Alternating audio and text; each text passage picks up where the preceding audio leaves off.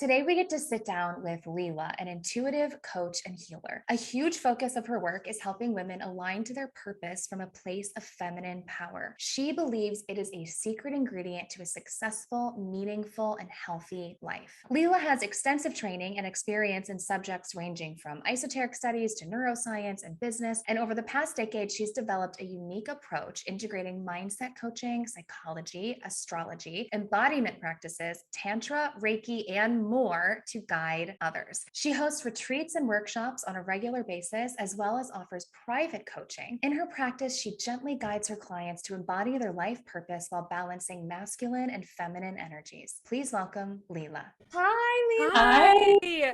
How are you? This is Tina.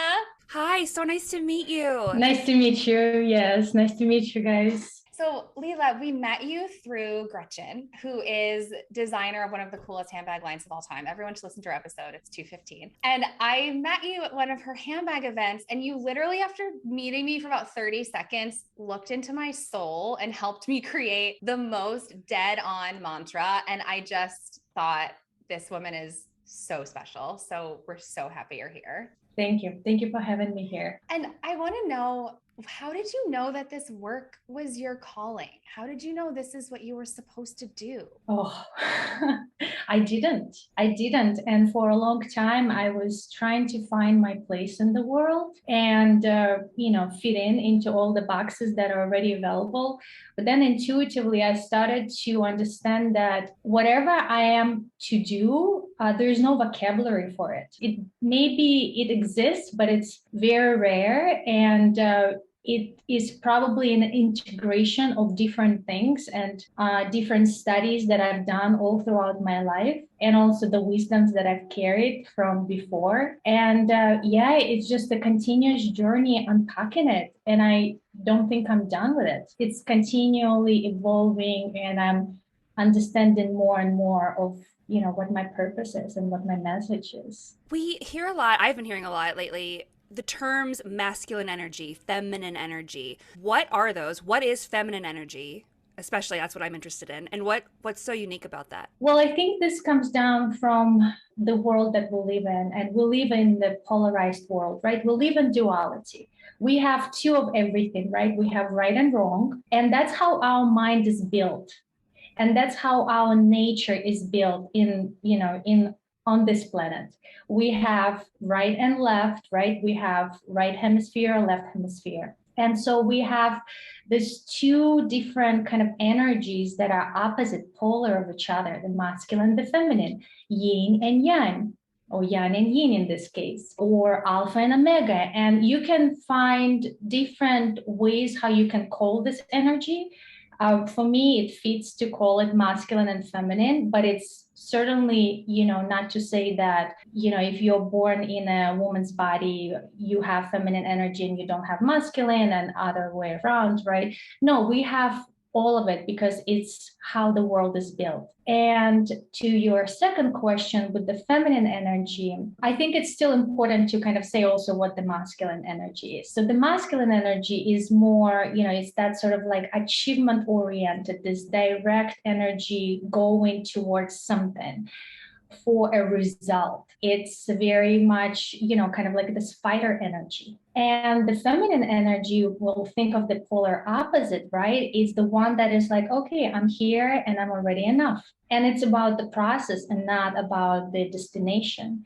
It is about receptivity versus the masculine is about giving. And you can even see how the feminine body is built, right? It's about receiving versus giving as the masculine body. We could also say that it's a little bit more about the passive, but passive is not something that we used to think. It's not this sort of negative thing where you just kind of like, lay down on a couch and do nothing. Passive in a way where you are receiving the intuitive calls. You're going deeper into yourself versus the masculine is going outwards. And as you receive those intuitive calls, from the sort of feminine kind of energy, then you are acting on it. And I call it inspired action. And that's where you bring the masculine in. So why do so many women, Tina and I included, kind of lose touch as we get older with our feminine energy? I know that Tina and I are like, we've had some similar patterns where it's like, no, I'm strong, I'm independent, I got it. I'm going to do everything myself. I'm going to achieve, push forward, maybe not take a lot of time to reflect, maybe not ask for help, maybe not allow people to help me. Why do we do that as women? Let me ask you, when you said as we get older, when you were younger, you were more in tune with your feminine energy? Actually, I'm not actually sure. I just think, and now that I said that, I think I just mean I wasn't aware of it. I'm aware of my patterns when I was younger. Well, but it's actually interesting because subconsciously you knew that you were more in tune because, like, if you had a regular childhood, more or less, right, where you were able to be a child, being a child is a very feminine energy because it's all about receiving, right? It's all about being in the center of attention. It's all about just like me, and you are loved for it. And then later, when we grow up, we, obviously there's a lot of conditioning. We don't have other examples, neither from our mothers nor from other, kind of female leaders on how to do this and how to be more in your feminine and be successful at the same time, right? Because I think if we look back in history, and regardless of what country you're from, but at some time, women were like, okay, well, we've been sort of domesticated and now we haven't been able to express our talents. And maybe we don't even believe, and the society doesn't believe that we are as equal in what we can offer. And so we started to go after it. We wanted to prove to ourselves and to the society. If you look at the 60s, the 70s, right, all the strong women that are rising. And when we were doing it in the manner that was done around us, which is in that masculine manner. Like, how do you achieve success? All we knew, all we saw around ourselves is this way.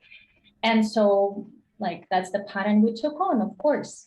Now, when we get in a little bit older, and also as a kind of like collective consciousness, and also each of us, we're like, okay, wait, I'm not sure if it's fully working for me because I feel burned out, I feel stressed, my hormonal health is not good, or some other health, right? My relationships suck. I don't get to fully experience pleasure in my body. There must be some other way of being independent, successful, and also have, those kind of areas that are not working well to be fixed.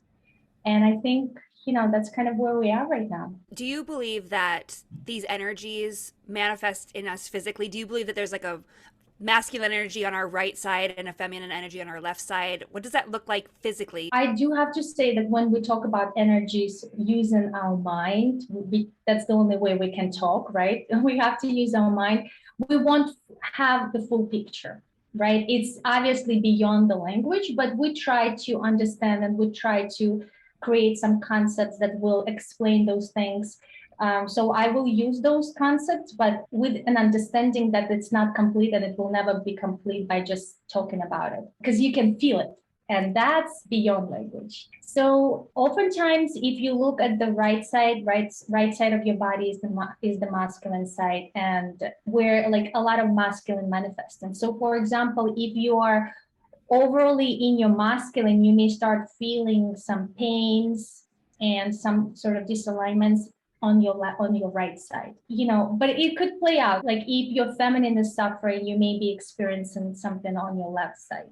So like you can even look at ovaries, I realized every injury I've ever had in my entire life has been on the left side of my body. All of them, which I think is crazy. I know. And Lila, does it matter, or does it affect it if someone is more dominant on one side or the other, if they're left-handed? Well, usually we notice that those who are left-handed are more creative by nature, right? And which is the feminine quality, and more logical when you're like right-handed. That's why, at least where I'm from, for a long time, they were training everybody to be right-handed. Like they were retraining you to be right-handed when you were a child, not when I was already, as a child, but earlier in like Soviet Union, because the more you are kind of like disconnected from your essence, the easier it is to control you. But this is going a little bit away from your question, but yeah, it has some, but then we can also develop the other side, and we need to balance it. It's not good to be in one polarity. It's important that we bring the balance. So now when we're talking to you guys, where you saying that you were a little bit outside of your feminine and more in your masculine, the point here is to not completely disregard your masculine. It's to bring in the feminine and create this beautiful union. I love the reels that you post on Instagram. Everyone needs to follow you on Instagram. And you posted a really good one about there's a different path to a successful career. There's a different path to success, which is a more feminine path. Can you explain what that looks like and what that means? The feminine path to success, which is definitely one thing that, is good for women to consider, and also some aspects of it will help men as well to come to balance, is through receptivity, is through listening to your intuition and being guided from within versus kind of looking at the standards that are outside.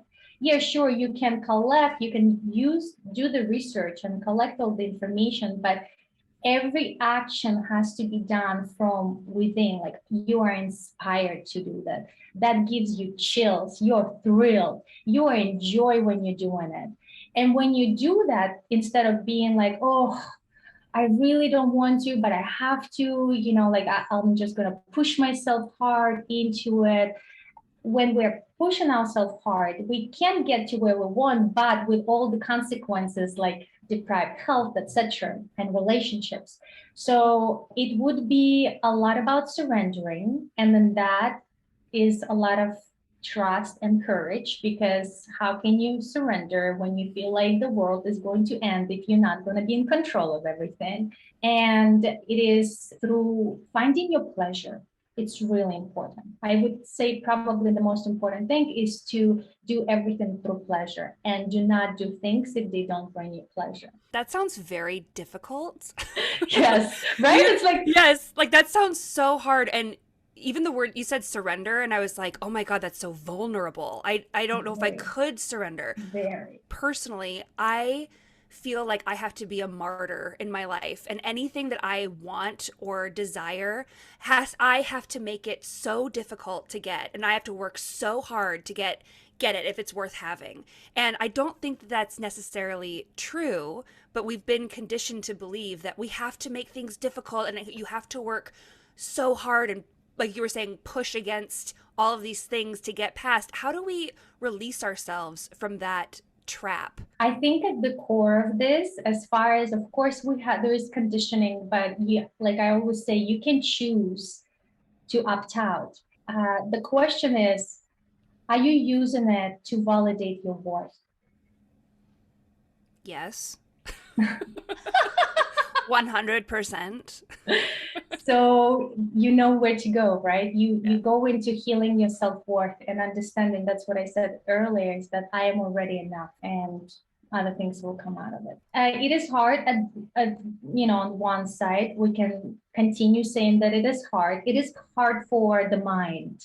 That's why I always bring in the aspect of like really clarifying your mind, bring, being centered, because when your mind is in control of your life, then it's going to be a continuous race. It's going to be a continuous struggle, because you would feel that you're not enough. You need to achieve more. You need to show and prove to yourself and to others that you deserve to have what you have because you worked so hard for it. I mean, don't get me wrong. Like I said, you need to do action. Action is required, but it should be an inspired action. And it's not that we're like, we get it and then we become perfect at it, right? It's just a continuous journey, but more and more we settle in. But the thing is that the success that you can achieve through the ways that you have been using, you already know that success. You can't predict it. That's why in one way, we continue doing this because we can predict it. As we control, we predict things, we plan things ahead, right? But with the feminine way to success, you can't predict it and you have to surrender.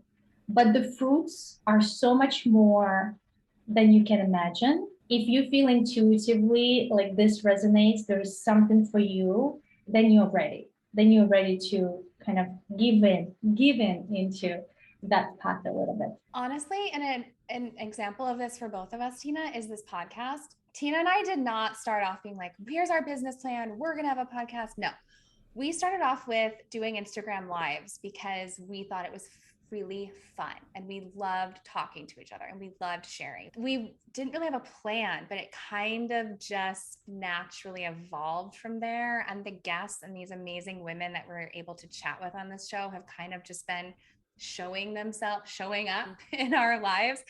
And I think the trick is for somehow it's hard to apply that to other places though in our lives. Like everyone has a sticky area, an area where it's kind of hard to surrender and let go. So another trigger for people, I think a lot right now, is social media. And you talk a lot about how when you see someone on social media or in your life doing something that you want to be doing, we shouldn't feel bad about that. We should feel good about that. Can you elaborate about how we can start reframing that kind of pang of jealousy that we might looking at someone else's life? Yeah, this is a big one because jealousy is grounded in limited resources, right? If there were abundance of everything, you would just be like, okay, just grab it yourself. And it's also the mindset of competition, which is the masculine again, right? Versus the feminine is that the community, co-creation. So for example, with this podcast, right, you are co-creating, you bring in the two energies together and it's more fun and you are enjoying your time together and you having great results. And when it comes to when people come into your life that have what you like or what you want, what you desire, especially if they're in your physical life, to me, this is the sign that your field is so strong, and attuned to that. That's why it's already showing up in your field, right?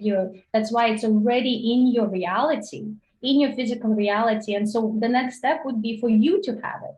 So when we actually have the people in our life that have what we want, it's like, wow, like make this to be like a confirmation that what you want it's right here, it's at your reach. And you need to just kind of, there may be some sort of alignments that need to take place for you to receive that. When you get into the jealousy, and because jealousy has this sort of conflict energy to it, you resist having what you want. The more gratitude you can experience, the more you're open to receive. It's like your door that you open. When you experience jealousy, when you experience some sort of, attachment to drama, why you're not enough, why you don't still have this and others have this, the world is unfair, you literally closing your door, because everything you say right now is your future. So even today on the call, you say, this is hard, this is the future you're creating for yourself, right? So you can start dropping and making it something else. Maybe it's easy because you're not there yet, but maybe it's like, I'm working on it, I'm working through it. You start choosing a different language. And it doesn't come right away, right? Because we have synapses, these neural passages that are already built in one way, and they fire in this way. So for us to retrain our mind, we need to do this sort of mental gym. Like we go to the gym, right? You go multiple, you go regularly, and then you start seeing the results, the muscles are working. And growing. And the same thing with the brain, with the same thing with your mind. You just need to start retraining. When you start catching yourself that you're going into that path that you no longer want to recreate, you start choosing a different meaning for your life, different meaning for all of the experiences that are happening in your life. It's crucial. I want to go back to a word that you mentioned, resistance. You said resist. Where does that come from? Why do we resist the things that we want the most? I find like with my biggest dreams, I am so resistant to pursue them. I don't know if it's fear. I don't know if it's, Mhm. I don't know what it is. What is that? Mhm. Where does it even come from? There's always a secondary benefit, and secondary benefit is this sort of subconscious belief that's holding you back from having what you want if what you want is not in your reality yet. And if you've been doing your inspired action and you've been on it and you kind of like, and if you still don't have it, that means there is some sort of secondary benefit that you are gaining from not having what you want, like you said. And that secondary benefit, for depending on what it is and what you want, and depending on your life story, it could be very different. But it is very often fear of being exposed. If say you have low self-esteem and low sense of self-worth, then you may be like, oh, they're going to realize I'm not good at it, right? Like that could be one of them. There are many. Say, it's something I just recently spoke. If you are trying to get into your best shape and look your best, and at the same time you're not there fully, it's possible that you're afraid to be visible. You're afraid to attract attention because maybe in the past, either in your life or in your ancestral lineage, this was dangerous. And for most of us, for what we carry in our lineage, it was dangerous to be different. It was dangerous to be unique in your expression, because you would be ostracized if you're not conforming to the rules of the society. And I think a lot of us, we need to understand what is that secondary benefit that we're experiencing that is holding us back, and reparent ourselves. We call it reparenting, meaning that we kind of hold that aspect of ourselves that is in fear, because it's not to push through it. That's not a way of masculine ways, like, okay, shut up, you don't know what you're doing, you like, let's just go here, right? Oh, I'm so tired of you being so lazy, versus was like, well, but why are you feeling this way? And so like a mother would be listening to her child and seeing what is holding the child back and helping the child to kind of get through it. I definitely find myself using masculine energy to be like, okay, just push through and get through. And I love the thought. I hadn't even crossed my mind to surrender. I love that word. It's my new favorite word.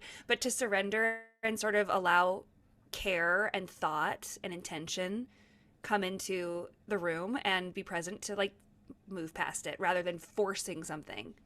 Because when you fight, there is something to fight, right? When you're in your fighter energy, that means that there is a polarization happening right at this moment. There is something to fight. When you surrender, there is nothing to fight. Then all the resistance disappear slowly, not instantaneously. Well, maybe for some. Say we're at the point where we've identified where the resistance is coming from, the secondary benefit we're getting from it, and we need to be into the next phase, which is surrendering, reparenting that part of us, nurturing it.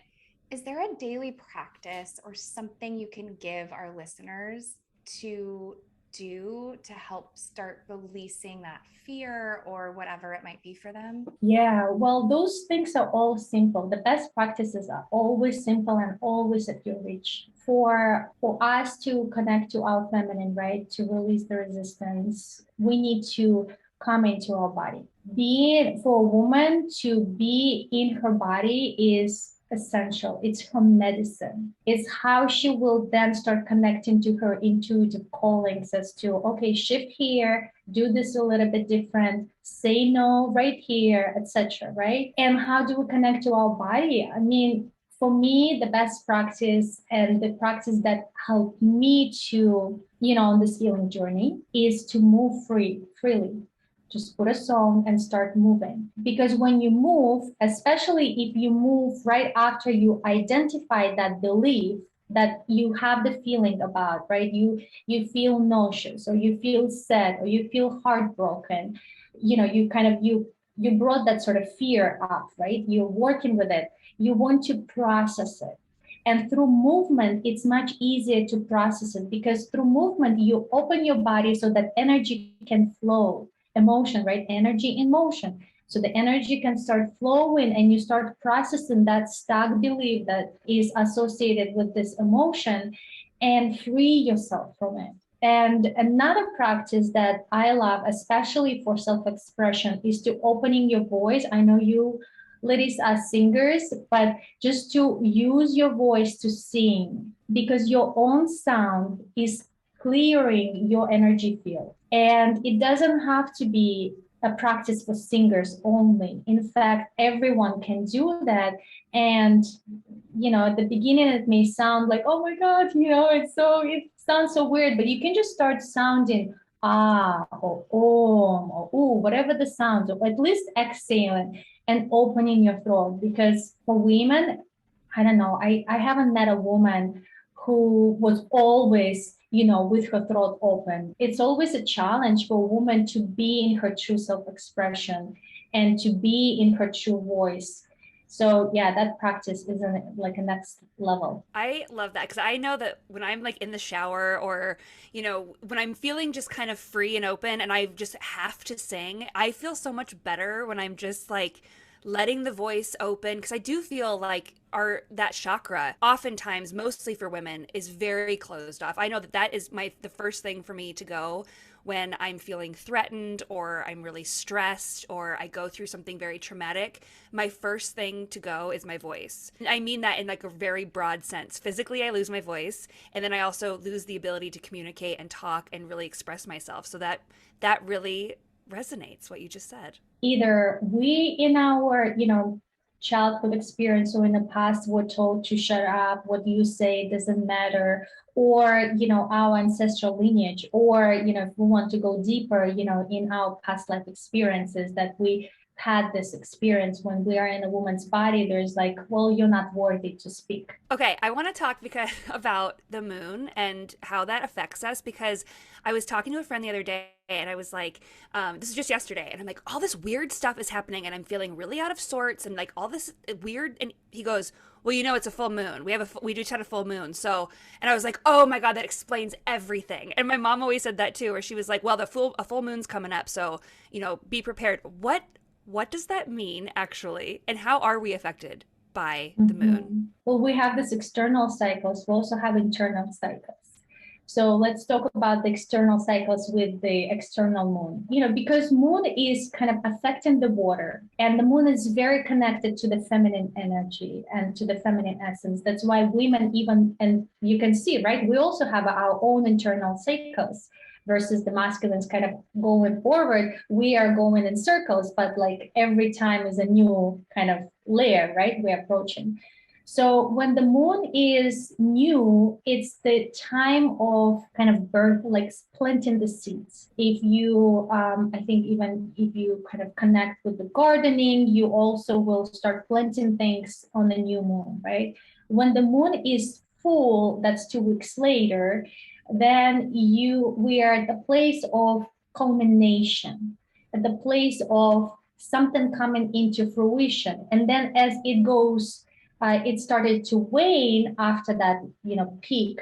Then we are getting into the place of releasing something that no longer serves us, so that we can receive what we have manifested during the full moon. However, I want to say that this sort of amplification of the energies that all of us experience, even in, I think even in police departments, they have, statistics that there are higher crime rates on the full moon. It doesn't have to be negative. Once you clear yourself, once your mind is clear, once you detach from drama in your life and from drama in the world, you become a conscious manifester of whatever you want. And so you may be receiving on the full moon, you will be receiving something that you've manifested, and it doesn't have to be bad. It's just things coming into fruition.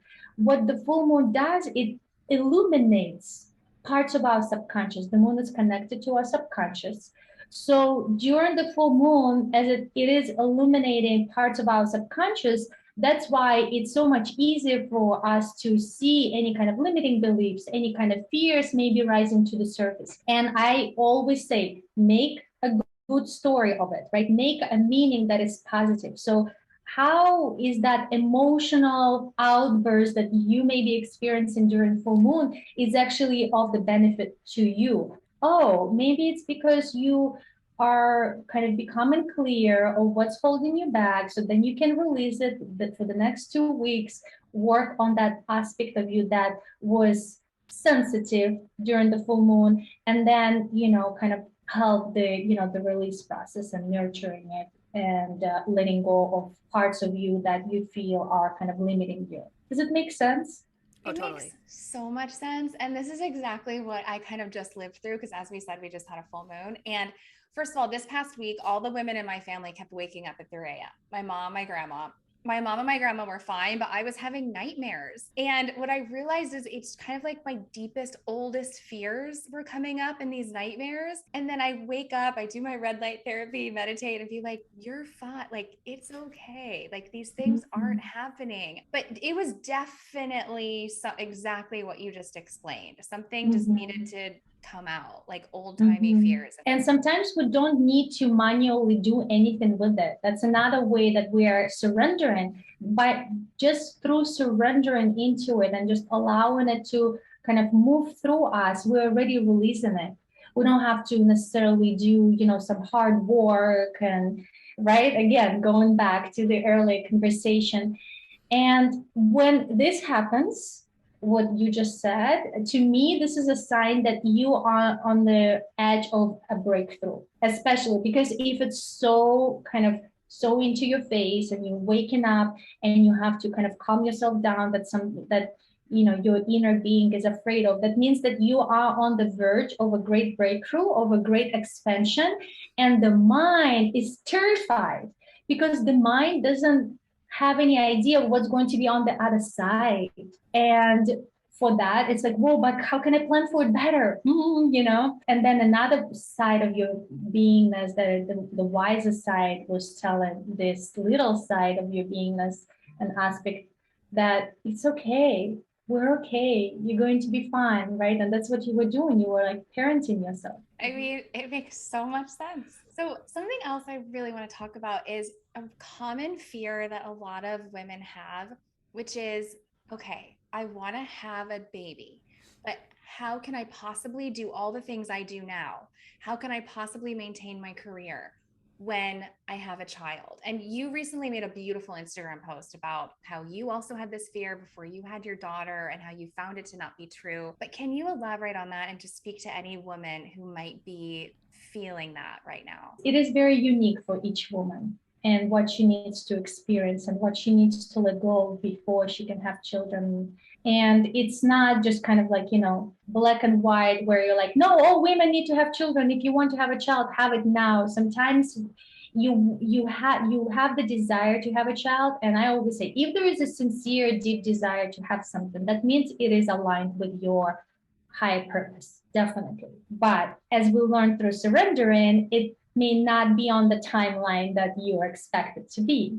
So sometimes, it is not the right time to have a child, because maybe you need to kind of, clear a little bit within to be more open and prepared, to receive this being and to be kind of like able to go between these different worlds. So, being your own boss and being a mother.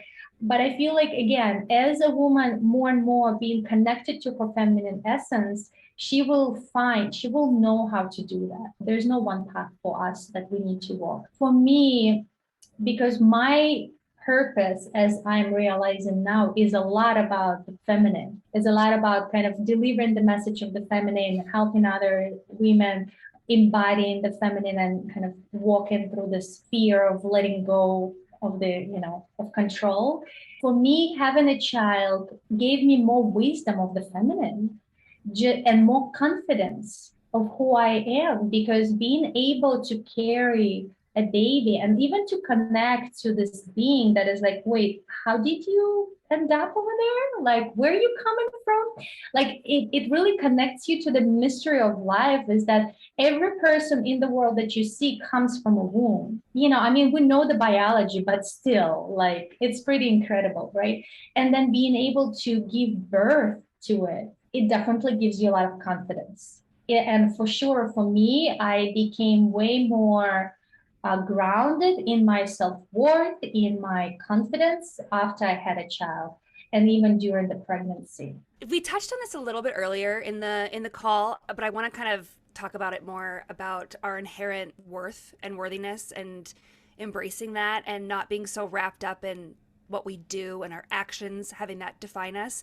And Alex, this is kind of a question for you too. You said that Lila created a mantra for you. I want to know what that experience was like, Yeah. and can you share what your mantra is? Yes, I'm going to read the mantra right now. So a little backstory. I was dealing with, I'm still am, but dealing with tendonitis in my foot. And it involved a lot of just sitting on the couch, working from home, a lot of not walking. And it was a little bit of a hard winter for me of like, well, what am I doing? What is my identity? I'm sitting on my couch all day. Like, it didn't feel good. But I also think it's something that a lot of creative people learned in 2020, which is my hobby became my job and it's shut down right now. So who am I if I'm not singing professionally, dancing professionally, performing live? Like, who am I? So, okay, we sat down and my mantra that we came up with was, my self-worth is inherent.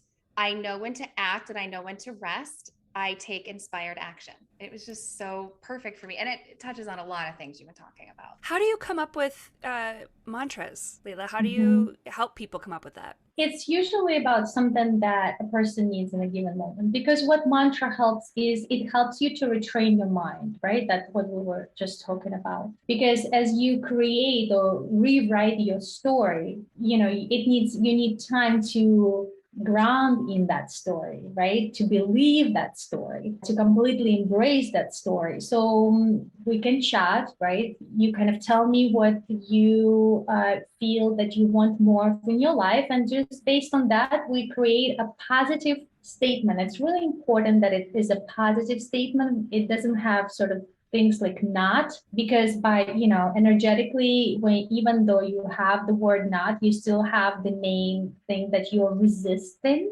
Instead of resisting something, we need to open the doors to what we want to create. So we need to shift our focus on what we're creating.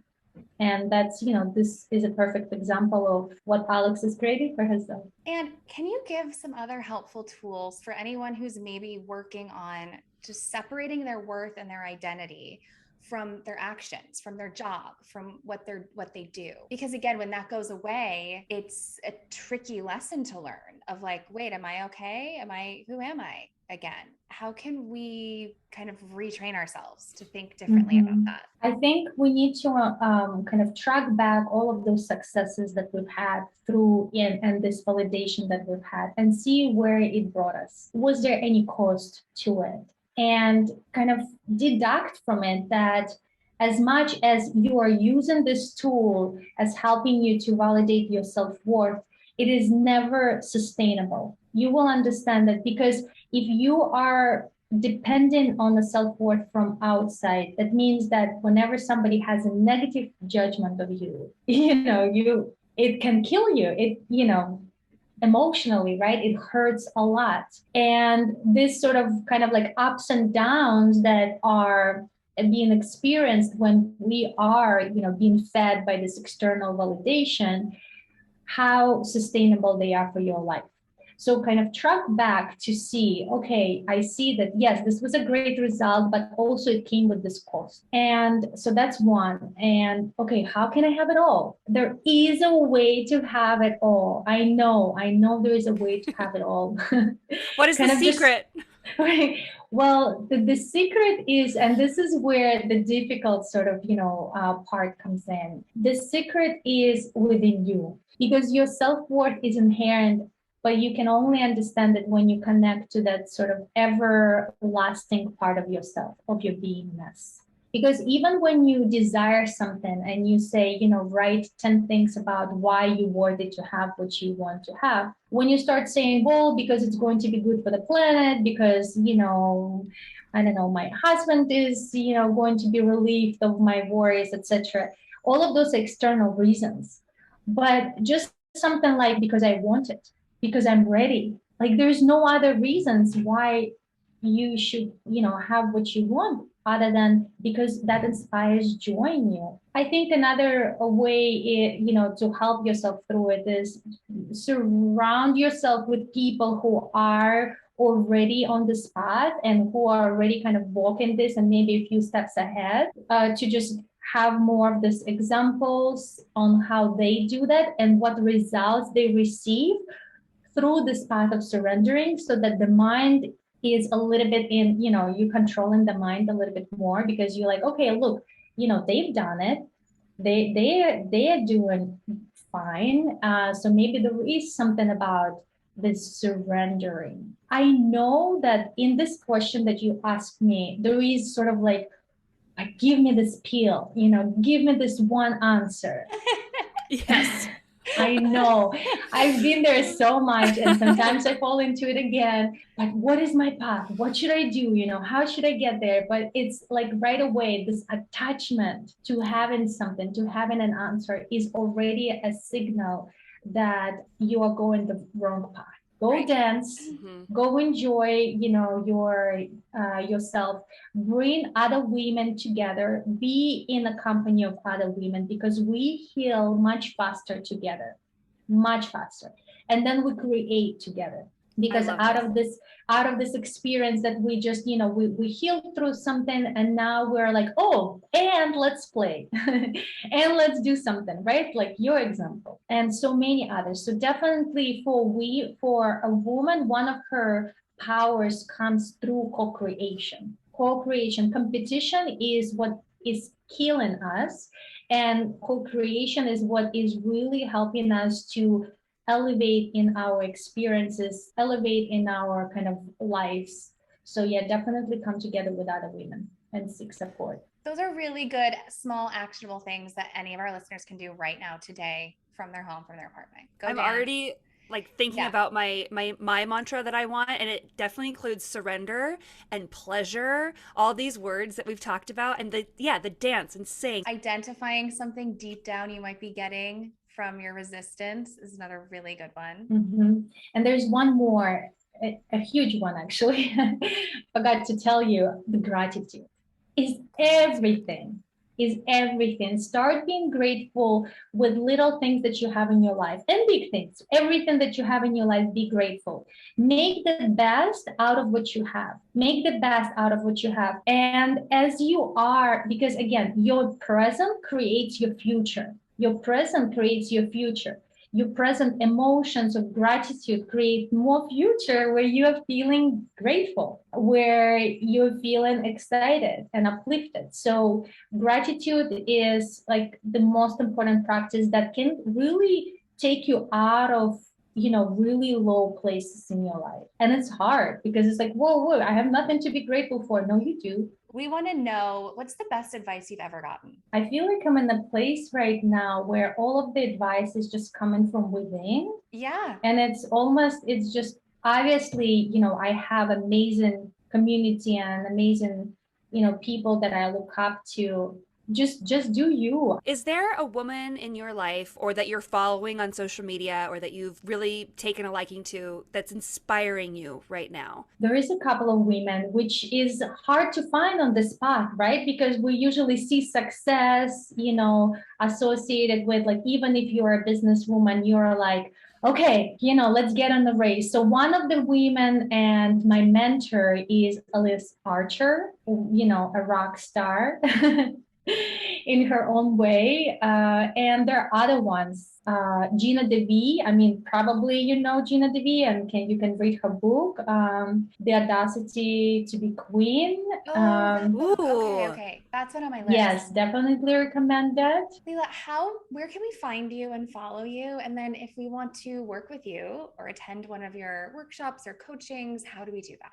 I think right now Instagram is the best place to find me, and it's at Ksenia.Lila. The best way to reach me is, yeah, you can just shoot me a DM on, I also have some links that you can see through my profile page, and book a discovery call if this is something that you're feeling like you're ready to step in. There's also individual sessions that I offer sometimes to those women who just want to kind of like tap their feet in here into it. And yeah, I think Instagram would be the best place at this given moment. Lila, thank you so much. You've given us so many things to think about and just to process to make our lives better. I really can't thank you enough. Thank you. Thank you. It's my honor and my pleasure. And you're just so amazing and inspirational that I just love talking with you and having fun.